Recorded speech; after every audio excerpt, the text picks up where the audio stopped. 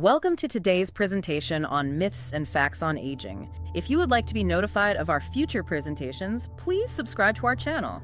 Welcome to this deep dive. We're tackling a topic today that, well, it affects all of us eventually: aging. It certainly does. And there's so much misinformation out there. Exactly. So we've pulled together insights from places like the National Institute on Aging, some YouTube experts like Dr. Regina Cupp and Dr. Nicole Diedick, and also organizations like the National Council on Aging. Good sources, solid information. Our goal really is to unpack some common myths, to sort of cut through the noise, Separate fact from fiction. Yeah. Give you a clearer picture of what aging actually looks like. Right, so you can feel more informed, maybe even rethink some things you've always believed. Let's jump right in with health and physical decline. That seems like a big area. It really is. It's where many of the most persistent myths live, I think. Yeah. Assumptions about our bodies as we get older. Okay, so the first big one, declining health is just inevitable. It's gonna happen. Yeah, that's the standard narrative, isn't it? But, well, the reality is more nuanced. How so?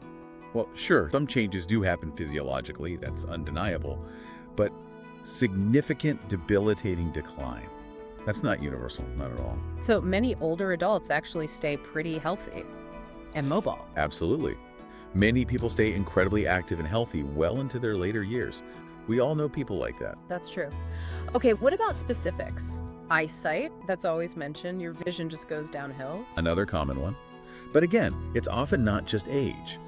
Vision loss is frequently tied to specific conditions. Like macular degeneration or Ugh. cataracts. Exactly. Things like that. The crucial part is, many of those conditions have treatments or corrective measures. It's not just a one-way street to poor vision. That reframes it quite a bit. It's not just inevitable. And teeth, the classic image, right? Dentures in a glass. Right. But that image is, thankfully, becoming less and less accurate. Tooth loss isn't really about aging itself. It's more about care over time. Precisely. Poor oral hygiene over many years is the main culprit. With good, consistent care, people can absolutely keep their own teeth their whole lives. It really shows how lifestyle choices add up, doesn't it? It really does. Okay, let's shift gears slightly. Exercise. I still hear people say older adults should, take it easy. That exercise is risky. Oh, that's a really dangerous myth, because the evidence points completely the other way. It's actually beneficial. Hugely beneficial. At any age, it helps the heart, the lungs, maintains muscle mass, helps control blood pressure, Okay. and it's crucial for slowing down bone loss, especially weight-bearing activities. Like just walking. Like walking, yes. Simple, but very effective. So staying active is really an investment in future health, not just about the present. Absolutely. Here's one that might surprise some people. Osteoporosis. The idea, it's just a woman's issue. Ah, yes. You don't hear as much about men and osteoporosis. But they are definitely at risk. The statistics show about 1 in 5 men over 50 will have a fracture related to it. 1 in 5. That's significant. It is. And interestingly, once men hit their mid-60s, early 70s, their rate of bone loss actually becomes quite similar to women's. Wow. So bone health checks are important for everyone. Definitely. Now, what about habits? Smoking? Is it ever really too late to quit? People sometimes feel, what's the point now? I can see why someone might think that after decades. But it's just not true. Quitting smoking brings benefits at any age. Some are pretty immediate. Like what? Easier breathing, maybe more energy. Fairly quickly. And then long term, the big stuff. Your risk for heart disease, cancer, it drops significantly. The body really can recover then. It has an amazing capacity to heal, yes. All right, one last health myth for this section. Blood pressure medication. If your pressure goes down, can you just stop taking the meds? That's a critical one, and potentially very dangerous. Why is that? Because if your blood pressure normalizes while you're on the medication, it means the medicine is working. Ah, right. It's doing its job. Exactly.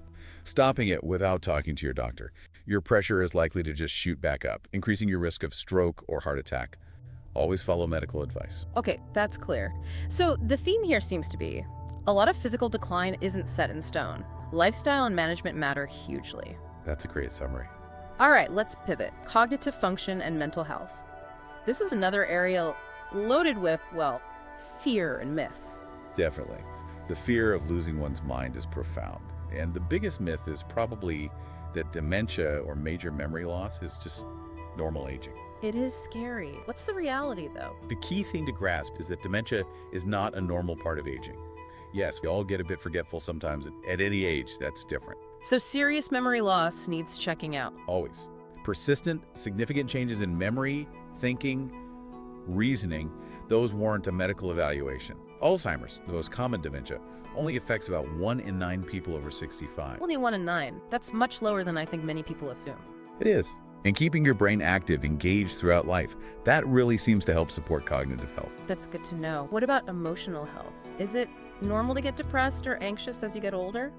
Another damaging myth, because believing that stops people seeking help for treatable conditions. So depression and anxiety aren't typical. No, they're not. And they severely impact quality of life. They are treatable. An interesting point. Sometimes in older adults, depression shows up more as irritability than sadness. Irritability, okay, that's important to recognize. Mental health matters at every age. Absolutely. Now, what about learning? Can older adults really learn new things? You hear that old dogs, new tricks idea? That's just plain wrong. Right. Our brains have this amazing quality called neuroplasticity. Neuroplasticity, what's that in simple terms? It basically means your brain can rewire itself. It can form new connections throughout your life. You can always learn. So the brain isn't fixed. Not at all. Lifelong learning isn't just nice, it's vital. It keeps the brain healthy. There were even studies on nuns. Oh yeah, I read about those. Those who kept learning and sort of expressed complex ideas had lower rates of Alzheimer's. Exactly. It really shows the brain's adaptability. Like a muscle, use it or lose it to some extent. That's encouraging. Okay, related to stereotypes. Older people becoming slow, grumpy, set in their ways. We all know the stereotype.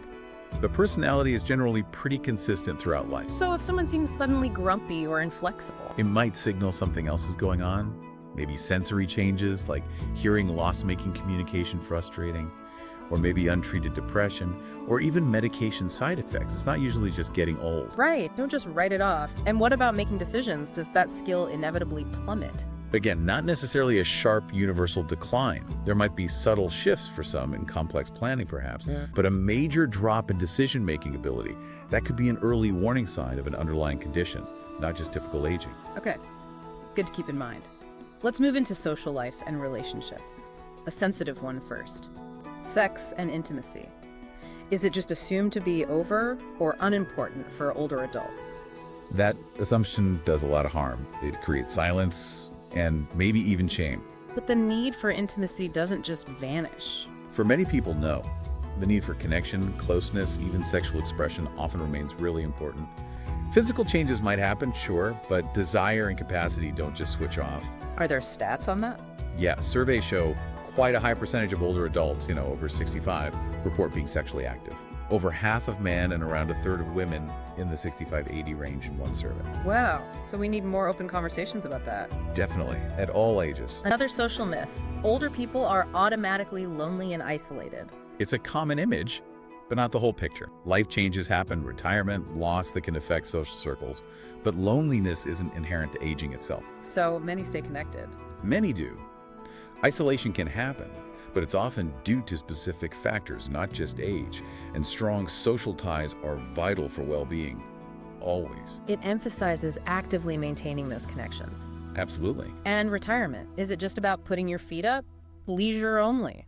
Well, rest is good, but a fulfilling retirement for many involves more than just relaxation. Like what? Purpose. Maybe some adventure, new hobbies, pursuing passions, staying engaged. The idea of a purely passive retirement doesn't actually suit everyone and might not be great for well-being. Finding new ways to contribute or stay active, maybe? Exactly, not just stopping everything. Okay, let's tackle independence and capability. The myth that older adults become unproductive, unable to adapt. A really unfair stereotype. It completely ignores the huge contributions older adults make. Through work, volunteering. Yes, and mentoring, sharing experience. Age doesn't dictate productivity or adaptability. That lifetime of knowledge is a massive asset. We often underestimate their adaptability. Now, driving. A tricky subject, the myth. Older adults are bad drivers, period. Should stop driving. It's definitely complex. Yeah. But driving ability isn't just about age. It's about individual fitness, physical, and cognitive. So some changes might affect driving, but not for everyone. Right. Many older adults remain perfectly safe drivers for years. The decision to stop should be based on ability, on safety assessments, not just hitting a certain birthday. And driving keeps people connected, independent. It does. And interestingly, the number of licensed drivers over 65 has gone up massively, something like 77% since 2004. So they're staying mobile. Safety first, but based on the individual. Okay, let's cover a few other key areas quickly. Sleep. Do older people need less? That's a common belief, but no, the need is still there. About 7 to 9 hours is recommended. But sleep patterns might change. Yes, sleep might become lighter, more fragmented perhaps, waking up more often.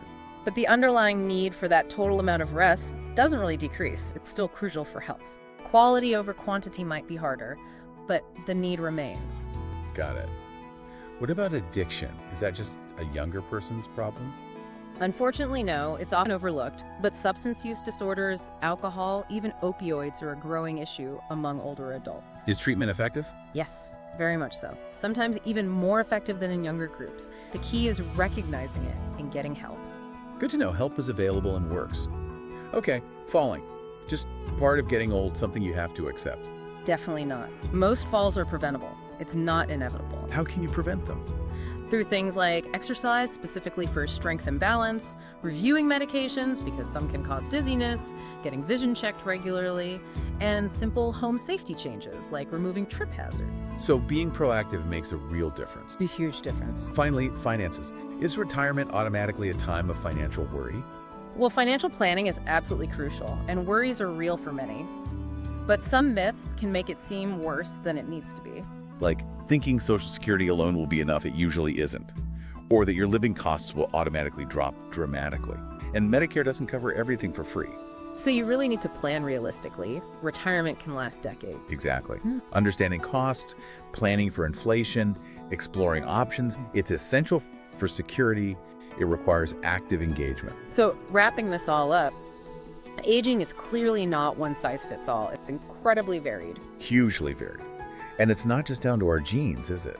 Lifestyle plays such a massive role, maybe 75%, according to some research. 75%? That's huge. That puts a lot of power back in our hands. It really does. And by challenging these myths we've talked about, these often negative ideas, we can actually approach aging more positively, more proactively, focusing on what we can do to maintain health. Stay sharp, keep connected, stay independent. It sounds like staying curious, keeping learning, nurturing those relationships. Those things are always valuable, no matter the age. Absolutely crucial. They never lose their importance. If you have any thoughts from this presentation, please leave a comment below in the description, where you will also find additional information on today's topic. And please consider subscribing to our channel so you can be notified of future videos. We thank you for watching.